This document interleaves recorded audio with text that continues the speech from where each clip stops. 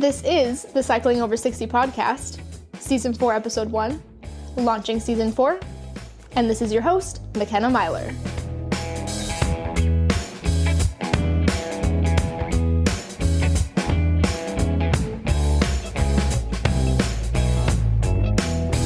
It's time to look back at Season 3 and look forward into Season 4, so we get to put Tom Butler on the hot seat as a guest. So Tom, you've done this before, but what is it like for you to be a guest on your podcast? Yeah, it's never that comfortable for me. There's like a natural flow for me. I'm naturally curious. And so like asking questions and engaging with people that way, I'm comfortable with that. But trying to answer questions and get stuff out of my brain, that's a different thing. And I'm not very comfortable in this place. At the same time, I do think it's a good way to think about things that I might not think about otherwise. So you've just finished up Season 3, and now you're going into Season 4.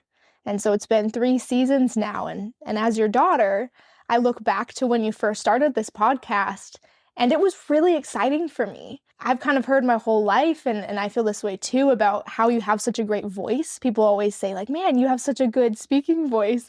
And that's kind of funny to say, like, your dad's voice is kind of soothing for you to think when you're growing up. And it's been really fun just to see, like you said, that natural curiosity side of you, to be able to interact with these people, to kind of have an excuse to talk to these people that you think are super cool, but bring this information to people that you love and that interests you. It's been really fun to see. It's interesting that you say that. Several people have told me that I've got a good voice for the podcast. And I think this is like with everybody, but I hear my voice and it sounds so different to me, and I feel like I sound kind of slow, kind of like, I don't know what the word for it, but kind of just dopey. I don't know what the right word is. But it is interesting. And I'm glad that it works out, that I found something that can utilize that side of me, I guess, is the right way to look at it. Yeah, it's really cool to see. Nice. All right. Well, let's get into some questions. Okay. Are you getting tired of doing the podcast? When I launched the podcast, I only thought it was going to be like a few months. That was, just about reporting on this journey of trying to do the STP. I was just trying to see how far I could go. So after that was done, it just never felt like work or anything. It always felt like fun. And there was always more experts that I wanted their opinion, always more people that I was interested in talking to. People started reaching out and giving their story, or they'd tell something about somebody they knew. And it's just always interesting to me. And so it's never gotten old. And in fact, this summer, I didn't do that many podcasts. It was a really crazy summer. And I missed it. And I missed the conversations. I'm not tired of it. And it doesn't feel like I will be. Because if I would run out of interesting things, maybe, but I just don't see that happening. Yeah, definitely. There's not going to be an end to your curiosity. Yes, I think that's true. And I'm glad. You kicked off Season 3 with goals across 3 areas: writing goals, health goals, and community goals. As you look back now at 116 episodes total, which of those 3 goals surprised you most in terms of how it actually unfolded? Man, that's an interesting question. I guess I'd have to say the community piece, specifically how my role with Tacoma, Washington Bicycle Club emerged. I see the Bicycle Club as an important component of a Cycling Over 60 community. And so as we're building this first community in Tacoma, which is taking longer than I had hoped, but as I'm building it, I did take on this role of community and government relations director at Tacoma, Washington Bicycle Club. And that has been such a massive education for me as far as advocacy is concerned, as far as what happens to make bike infrastructure move forward. The president of the club, Bob Myrick, is such a, 40 years of bike advocacy. And it's just been awesome being able to hear from him about how things happen.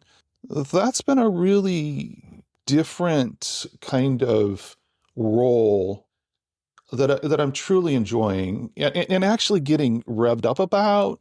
I can get revved up about stuff, you know, like social justice stuff and all kinds of stuff I can get revved up about. So bike infrastructure is something that I can get really passionate about. So it's been surprising how that has unfolded.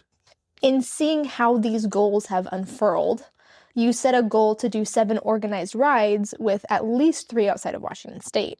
How did that pan out? And what was your favorite experience? It ended up being a lot harder to do 7 rides than I thought. I'm hoping that that's just this summer. We did have a really crazy summer. And I'm hoping that I'll be able to do more in the future. So I did 6. I only did 1 ride that was technically outside of Washington, but it was interesting because I took my bike along on some trips that we did as a family. I rode with the Eugene Bicycle Club gears down in Oregon, and also on July 4th, I rode in Idaho. I also rode in Lebanon, Oregon, which was really cool because I got to experience some back roads, and it was like a different environment that I was used to. So even though I didn't do a lot of organized rides out of Washington, I did experience a lot of really cool environments because I took my bike along. So would you say that was your favorite ride experience, was experiencing those back roads? No, that's a really good experience. But definitely, I would have to say doing the Tour de Victoria. That was something that I did with Kelly, with your mom. And it was just a really fun trip. And just the way that they organized that ride, even though we got soaked in the first half of the ride, the weather cleared up and it was just a fantastic ride. And I really look forward to doing it again. There are 2 different things going on. One, like being out on these back roads that I hadn't experienced ever before. And the ride that I did in Oregon, that we went to the wedding, where did we, Enterprise? We stayed in Enterprise, right? Yeah. And what's that little town on the way to the Joseph. mountains? Joseph. Where I got engaged. Continue. That little town in the mountains where I got engaged. Minor detail about your daughter. Yeah. So that very significant town in Oregon, riding around out there, that was pretty magical. I talked about that in another podcast. So if you can find it, so you might want to go back and listen to that. That was really cool, but there was something really just special about riding that Tour de Victoria with Kelly and just how well of a job they did with it. And of course, it was a weekend trip and we had a lot of fun. That had to have been the highlight of season 3. Yeah, Garen and I missed out on that bike ride. And after seeing those pictures and videos that you guys had, man, that was one to miss. I wish we could have been there for that. You guys need to do that. And you didn't miss the half day of rain of getting soaked. So if you do it in the future, you got a chance of weather being better. And that would even make it more awesome. But yeah, you guys have to do that. I mean, we bike all year round. We're in Seattle. We know how to do that. And that was the thing obvious about that ride is that you're with a bunch of people from the Pacific Northwest. Yeah, we're getting a little bit of cat chatter, but that's okay. You're with people used to riding the Pacific Northwest. So the rain didn't shut things down. And then again, it cleared up and it was really pretty. I know that ride was something that you really were looking forward to. Another thing that you were also looking forward to was joining the Cascade Bicycle Club Pedal Relief Project. And you wanted to do that to give back to the community by delivering food by bike. Did you make that happen? I did not make that happen. That is still one of those things that I want to do, that I really want to experience. The thing that we did, and we did that together, was Cranksgiving. Mm-hmm. That's going to be coming up again. I really want to do that again. Yeah. That was a lot of fun. So there was that element of like a pedal relief kind of activity. And I love that. I still want to do pedal relief, but I know for sure that I want to keep doing Cranksgiving. Awesome. I think that's just such a great way to give back to the community and get involved. Bike packing was another major area that you wanted to explore in season 3. How did your first bike packing experiences go? And how did they compare to your expectations? Unfortunately, there wasn't bike packing experiences. There was a bike packing experience. I definitely want to do more. The experience that we had was great as far as like first trip to do. Ended up changing a bit, and we took a ferry over, and then the ferry coming back, just the trying to make the ferries work interrupted it a bit, but it was just a really good taste of what bike packing was, and then without a lot of risk.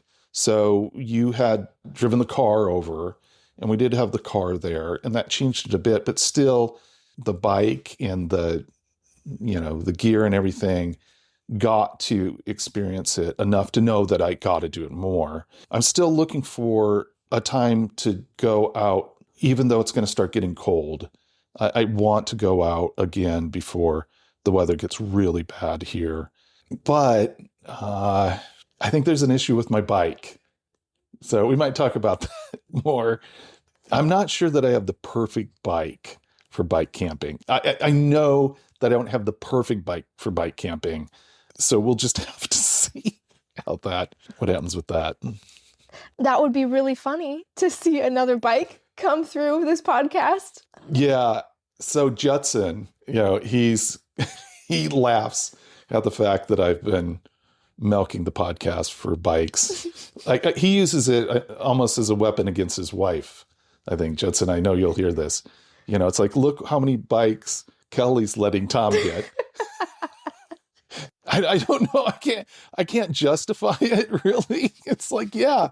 So there's, because of the podcast, I'm getting more bikes, but there's an element of it. Like, it almost has to happen. It just has to happen. I can't control it. Can't do anything about it. Maybe you need to start petitioning for new bikes, making sure you're getting signatures from the appropriate people before you're have the bike purchase council. Yeah. Okay, you'll have to get it. It's like a research committee. You have to run by your plan for a new bike with the bike purchase committee to get approved.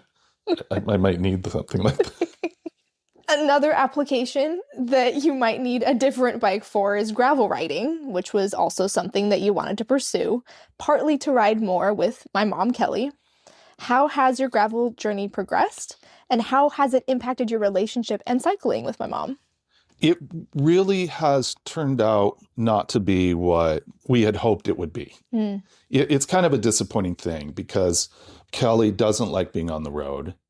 And so being on gravel really sounded like a winning idea. At this point, with the bike she has, it's just not a comfortable thing. So we have not gone for a gravel ride this whole season. There's still a possibility that we could find something that would work for her to do that. And there's still, I think, logic that gravel riding could be really good for us.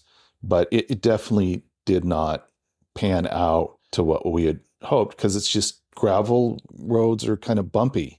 And we haven't found smooth enough gravel trails to make it great. In addition to that, though, we're pretty comfortable on trails. So we did a 60-mile ride on a trail, and that was great. We're not going to go farther than 50 miles, and there's a lot of good trails to do that. So I think trail riding right now is more interesting than gravel riding.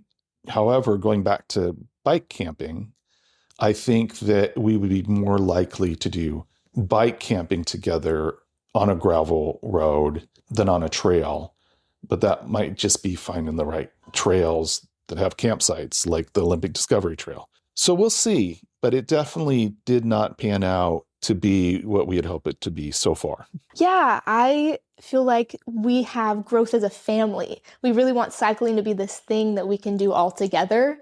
And it seems like we haven't quite found that piece that we can all do together. And Tour de Victoria may have been that. But it'd be really cool to find whether it's bike packing or gravel riding or whatever it is that really brings us together on weekends. And I mean, Garen and I have stabilized in our location a bit more recently. So I'm really looking forward to kind of this next season and how we can really come together as a family.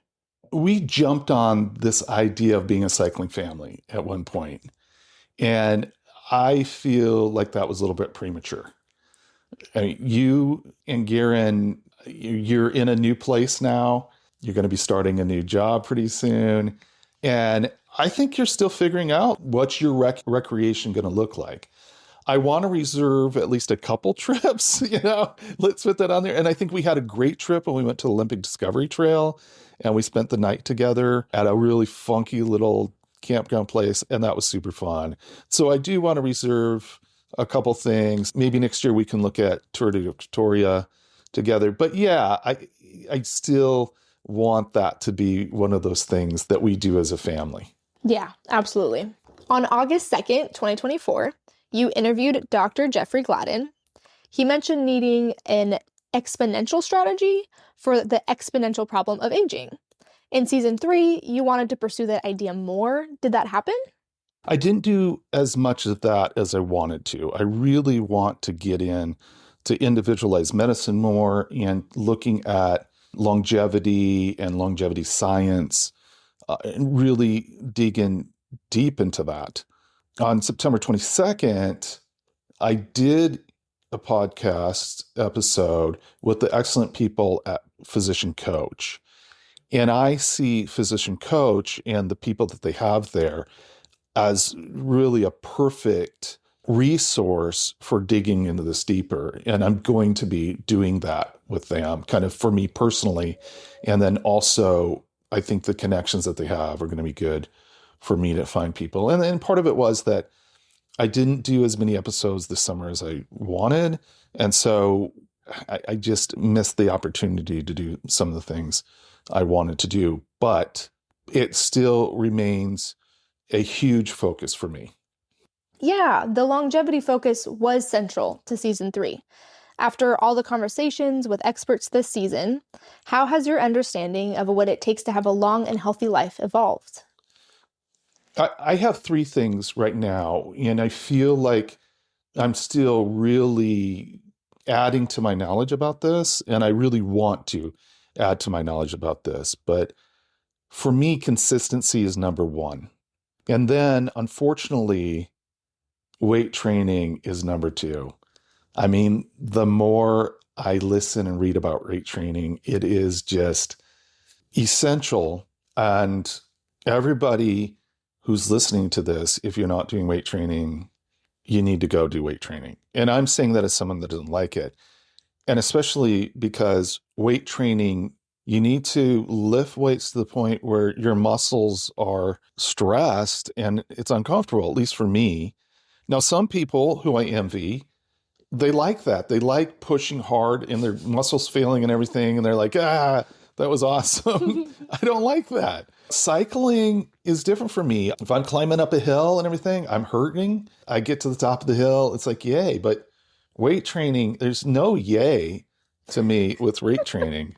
And every time I think about doing it, I'm like, this is just uncomfortable. I wish it wasn't this way, but my upper body will atrophy if I don't do weight training. And I'm still in that place. And I proved that in season 3 by doing 25 weeks in a row of 2 days a week lifting, that I'm able to change my muscle strength, my physique, everything by lifting. And that's just a functional thing to do.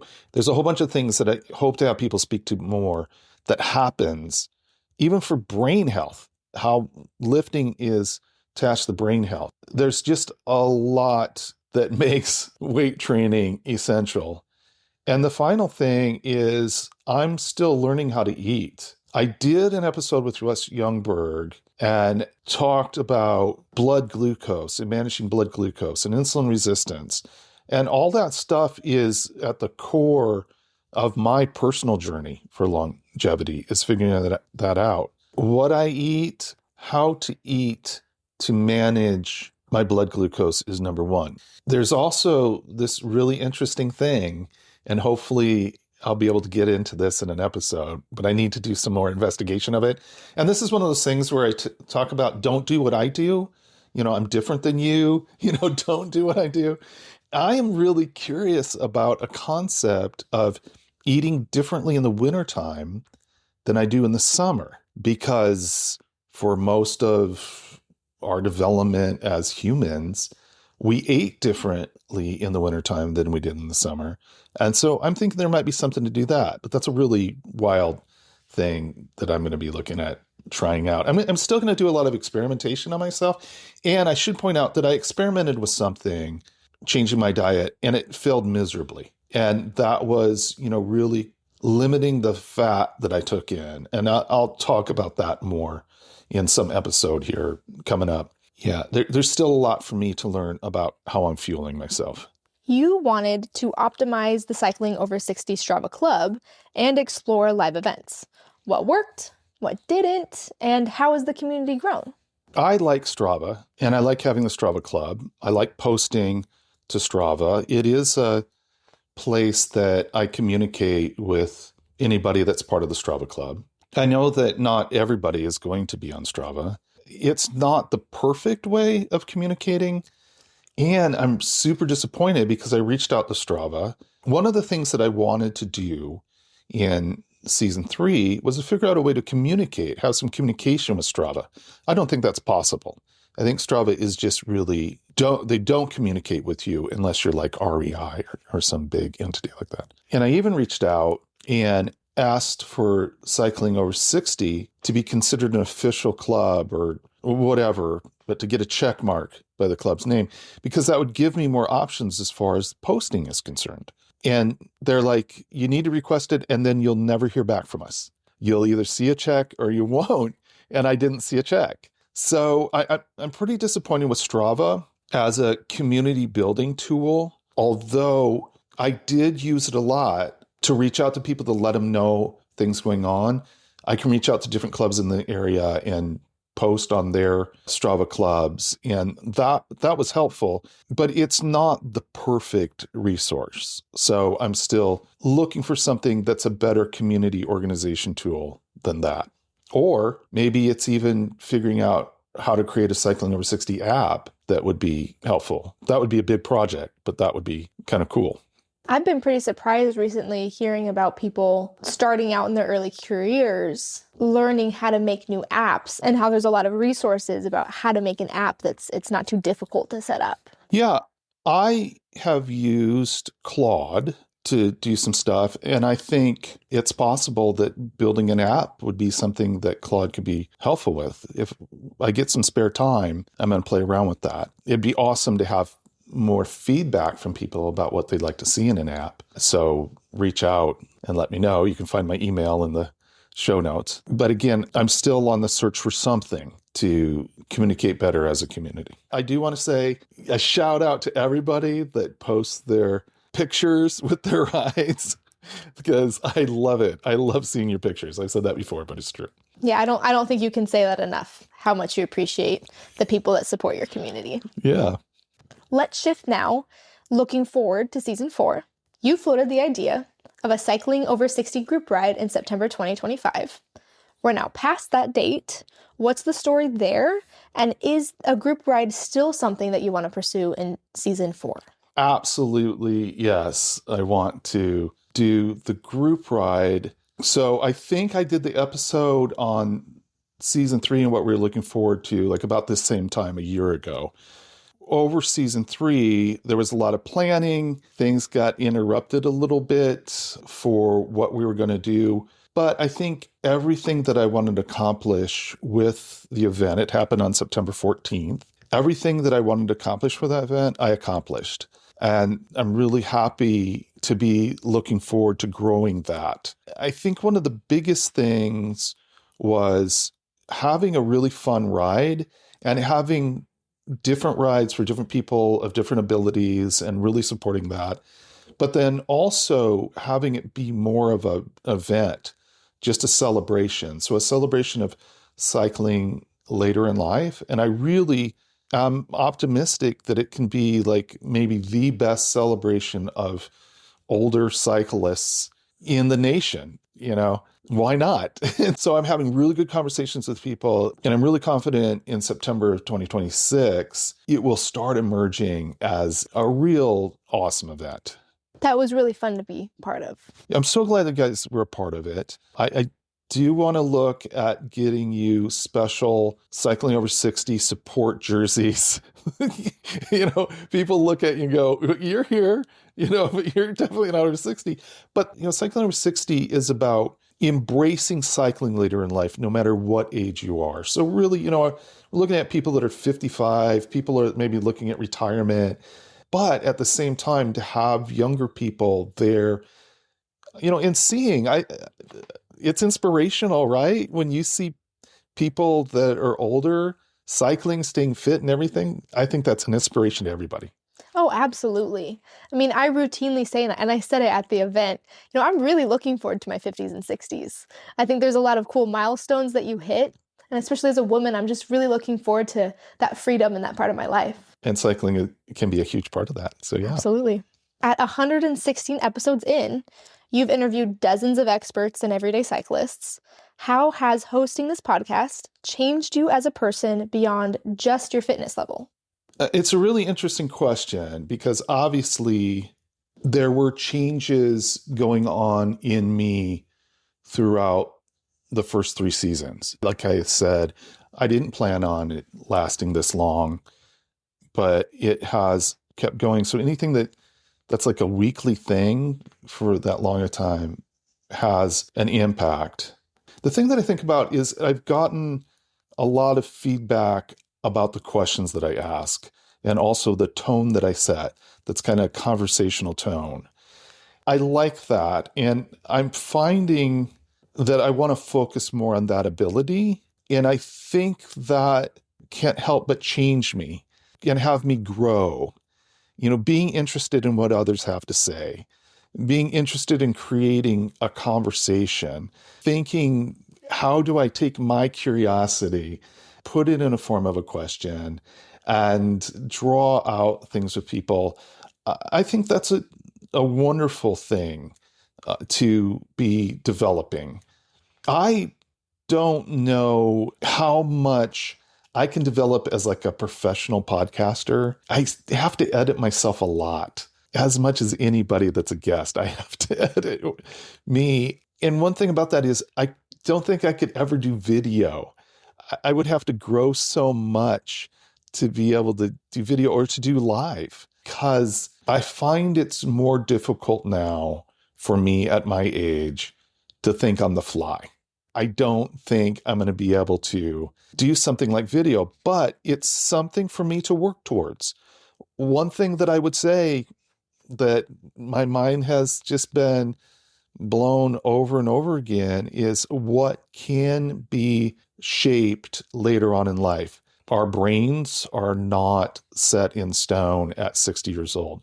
So I can't look at myself and go, you can't teach old dogs new tricks. I have to be open that maybe I can polish what I do up enough that it would be good for video or something. Again, I think that shaping of me as someone that can really create a space to have good conversations and increasing that ability, that's obviously been changed over time.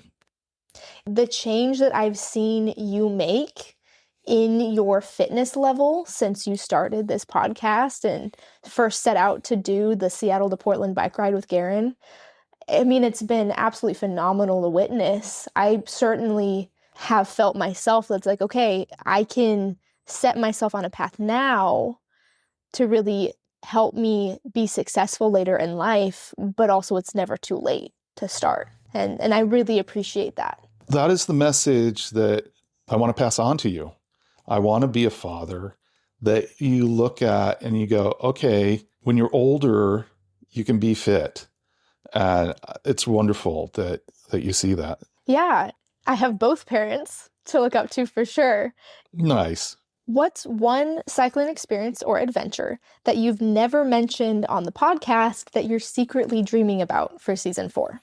It's hard to think of something because I pretty much whatever comes to my mind, I share on the podcast. So if I'm thinking about something exciting about something, I share it. So I'd have to I have to look at kind of the fringes of stuff. And there is one thing I can think of. We interestingly have quite a few podcasts that have been listened to by people in Limerick, Ireland. And also there's some in Dublin as well. I would love to pull this off. And maybe season 4, it's too optimistic to think we could do this in season 4, but to do a bike ride from Limerick to Dublin, that would be absolutely fantastic.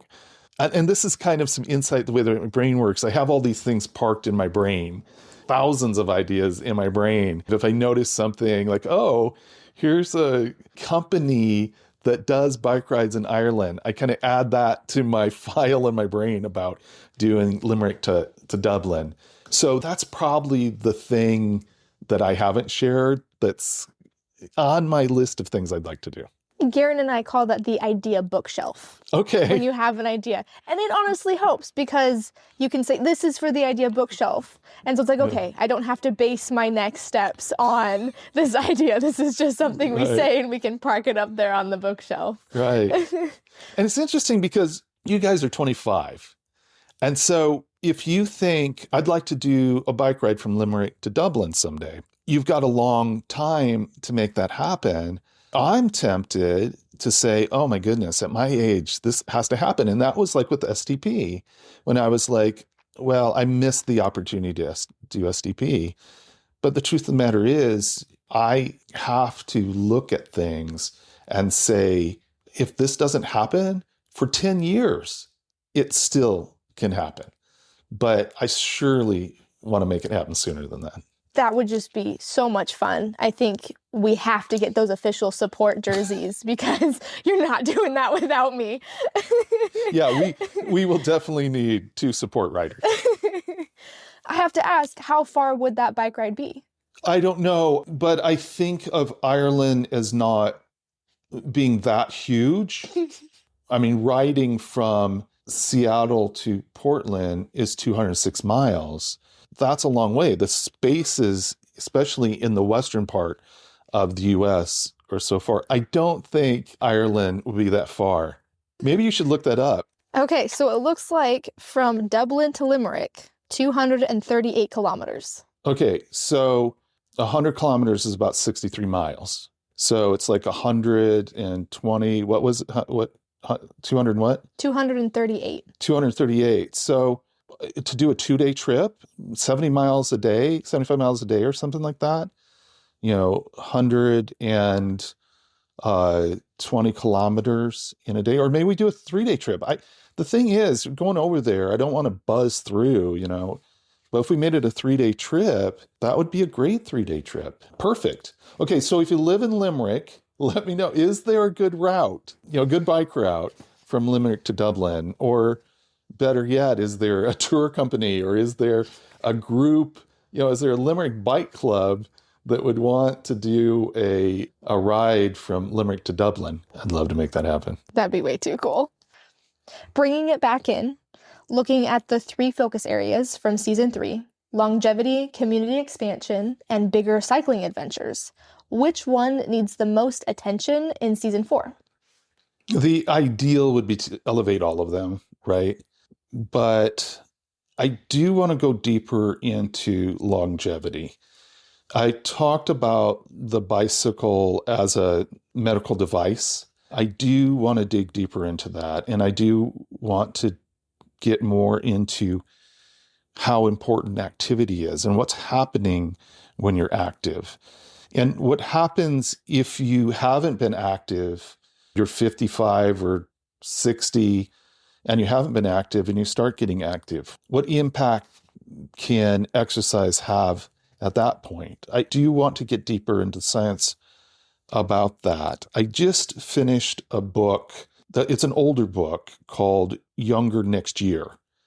And there are a bunch of concepts from that book that I'd like to explore further. One thing that comes out of that book, and I've heard it in other places too, but really emphasized in that book, is that there is no standing still. You are either decaying or you're growing. So to grow, you have to be active. Understanding that more, why is that? Why is there no, I can stop and stay at a place? Why do I have to be active in order to not decay? I think I want to really dig deep into that in season 4. Are there any new areas that you want to focus on in season 4? I did an episode on November 9th last year about cyclocross, and I did my first cyclocross race. I did that. I talked about that a bit last episode. I want to explore cyclocross more in season 4 because it's an interesting experience for cycling as far as I'm concerned. I'd like to bring some listeners along on this cyclocross journey with me. That's one of those new areas that I want to focus on. You said you did your first cyclocross race. You also won your first cyclocross race, which I think is just fantastic. Well, that has to be taken in context, which was that there was no one else my age in my category. But that itself is a testament to you going out there and doing that. I mean, it's awesome. I think more of a testament is that I didn't walk off the course. I mean, I stayed with it, but I was slow. I was really slow. This is another one of these things like, I need another bike. I mean, I'm just sorry, but I need another bike. I need a bike, and this is definitely a possibility. I need a cyclocross bike that is also a bike camping bike that's also a gravel bike. You see, one bike, all of them. Right. Right. So convince the committee. Yes, I need to get the proposal to committee. Okay.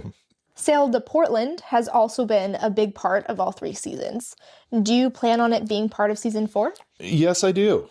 Good. Are you planning on SDP being a part of your season 4? Absolutely. Okay. Absolutely. We kind of mentioned that I'm getting settled into this new place with Garen, and one of those things is that we have a really nice gym in the building that we're in now.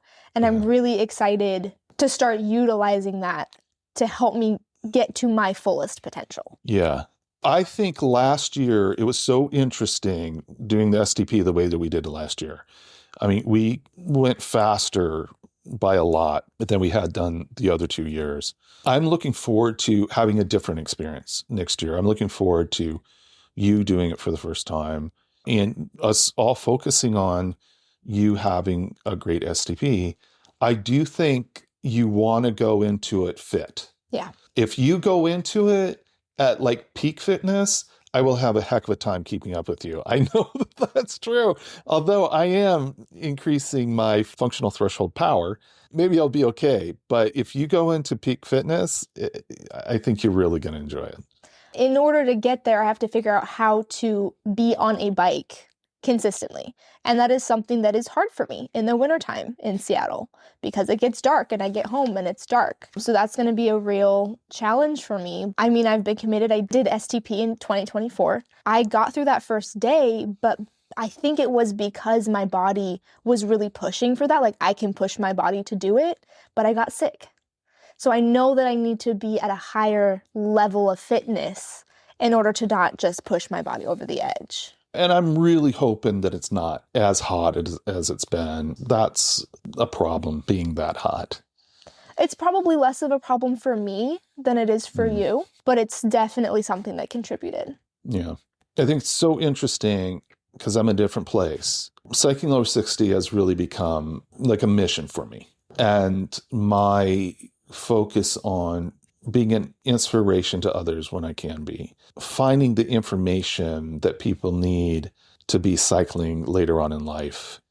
It's really become like my life's focus right now. It's different for me when I'm out on the bike. I'm doing my mission. It's part of my mission. Even at that, it's hard for me. I mean, in the last couple weeks, it's been hard for me to find the time to get out. For you guys at 25, the culture, the world, everything is not pushing you to go out and go for a bike ride. You have to push against the culture. You have to push against what is considered how to live your life in order to find the time to be out on the bike. Garen has a little bit of an easier time because he can commute by bike, but yeah, it's tough.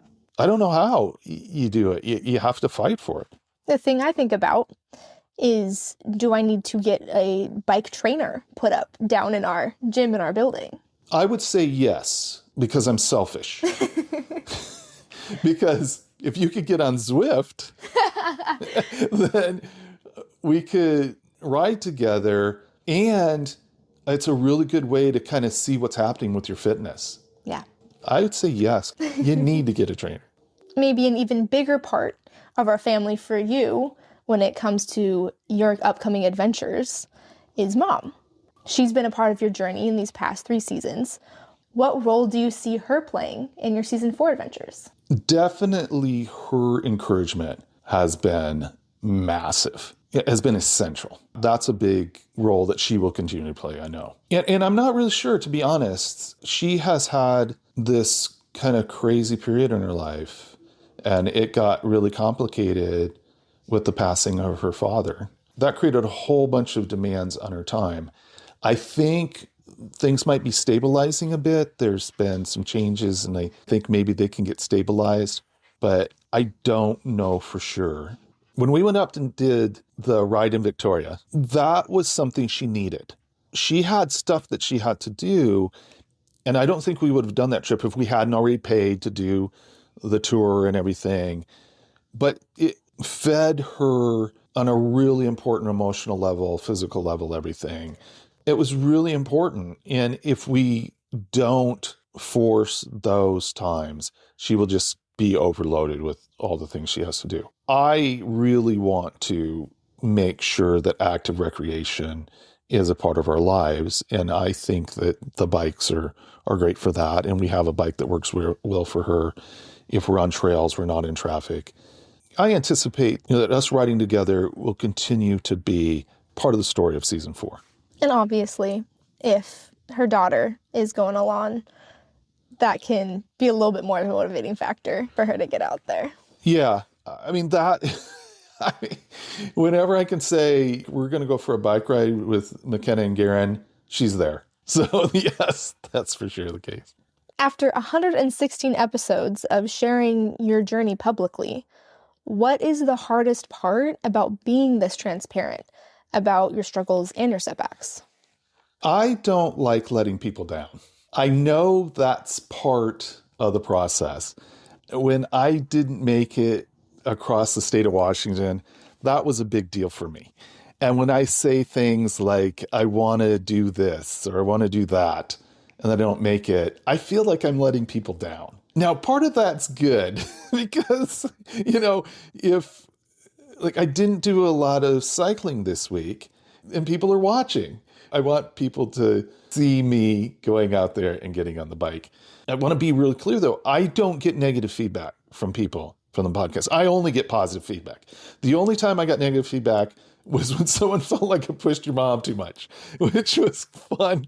That they're watching out for Kelly.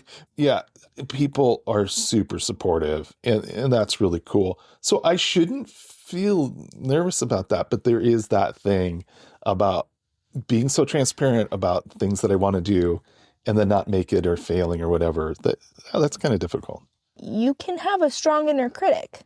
So I'm honestly very happy to hear that you've gotten really good positive feedback, and your family does try to uplift you as much as we can. You guys are fantastic. You guys are too generous with your yay. Just like when you said about me winning that thing, you guys are really generous. I love you guys so much for how much you've been supporting me. It's just awesome. Oh, it's super fun to watch you and super fun to cheer you on. Cool. If someone discovers the podcast for the first time with this season 4 premiere, what's the one lesson from all your episodes that you'd want them to take away? Beyond a doubt, I want people to be able to look at my progress and see that at 62, I'm still getting stronger. I recently posted a picture on the Cycling Over 60 Instagram People really responded to it. It was of me doing the cyclocross race, and I'm jumping over these barriers. I'm laughing because I'm being so slow, but people said that they felt inspired by that picture. It doesn't get better than that. I want people to be inspired. If you're 55 and you've not been active, to know that when you get active, you can get stronger. When I did 25 weeks in a row of 2 days a week of weightlifting, I changed my shape. I changed my strength. I changed how I was able to function. There's going to be a point where I'm not getting stronger, but I think that's still a decade away. Even if I maintain, that's fantastic. So yeah, this is the first time listening to Cycle Number 60. What you're going to hear here is that you can get stronger later in life. Season 4, you're going to hear more about just all the ways that being consistently active helps you step back in time. I'm younger now than I was when I was 55, maybe even 50. It's really worth taking it on. I mean, that photo is easily one of my top 5 favorite photos now. So I'm so glad that you got such a great response from it. Yeah, it's so funny to think about that. I was having a good time. You can see that picture, I was having a good time. But I got lapped by everybody. I was the oldest person in that round. I got lapped by everybody. But it really wasn't, that's not what it was about. It really was about, that was my first time. I made a decision like 2 days before to do it. I hadn't really done all of the training that I had planned to do before I did my first cyclocross race. I was on a bike that's not that fast of a bike. Call back to getting a new bike. It was a fun time, but also in that picture, you see somebody that is in better shape than they were, like a decade ago.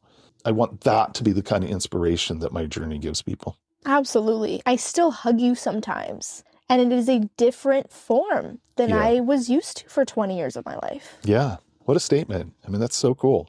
Let's finish up with this. Give one specific bold goal for season 4 that makes you a little nervous to say out loud, something that will really push you to the next level. So you're asking that question after I had said, that I'm kind of afraid of failing. And now you're saying, okay, make a bold prediction. I'm going to try to do that. I mentioned this book that I've been reading, and they stress that you have to do 6 days a week of activity. Doing 6 days a week is the thing that keeps you from decaying. It's the thing that triggers growth. And I'm really bought into that concept. And so that's what I want to do to make sure that I'm doing activity 6 days a week, every single week for season 4. That's what I'll throw out there, that I want to have that level of consistency. What that means is 2 days a week of lifting, 4 days a week of cycling, and it needs to be at least 20 minutes. I think it's not a qualifying level activity if it's less than 20 minutes. So at least 20 minutes 4 times a week of cycling, lifting 2 times a week, and that has to also include, which I'm not happy about, but it has to also include like squats or something that works my lower body, because I'm not doing that kind of stress when I'm on the bike. When I'm climbing a steep hill, I feel like I am doing that kind of stress. So I don't know, but I'm convinced that I need to do some kind of lower body lifting. I'll tack on, this isn't new, I still might need to work on flexibility. What? I still might need just a little bit more focus on flexibility. I'd be happy to see that. I know you would. I love hearing that. I love hearing that you have these goals. They don't seem like super stretch goals to me, but I'm really excited to hear how you're pushing yourself. It's always fun to watch you on this journey, and it's been really fun to host this episode and to talk with you and to ask you these questions. Well, I think you did a great job I think you could probably take over my job as a host if you were over 60. But yeah, this has been fun. This made this really fun. So thank you. Absolutely. I'm more than happy to pass the hosting baton back to you. Okay, well, I'll take it. And I'll see you later. Sounds good. Bye.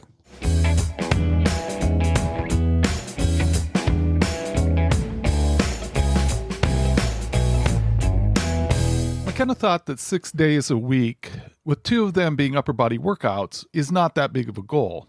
But I know that I haven't been that consistent. I was hoping to find a quick way to see how many weeks I did 6 sessions a week last season, but I wasn't able to find that data. But starting next week, that will be my goal. I don't currently log my upper body workouts, so that will be something that I will be adding to Strava. And I'll be really interested to see how this goes. I do think there'll be some really good lessons to bring to the podcast. I want to remind people that I'm working to take a big Cycling Over 60 team to the Tour de Cure Pacific Northwest next spring.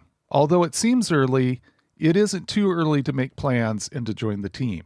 November is National Diabetes Awareness Month, so it's a really good time to join the team. You can find the team link in the show notes, or go to the Tour de Cure webpage and find the search button. Put in Cycling Over 60, all spelled out, and you will see who is currently signed up.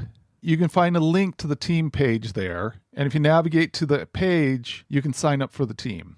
If you're already here in the area, or if it's possible for you to travel to the area next spring, I would love to have you join us for the ride.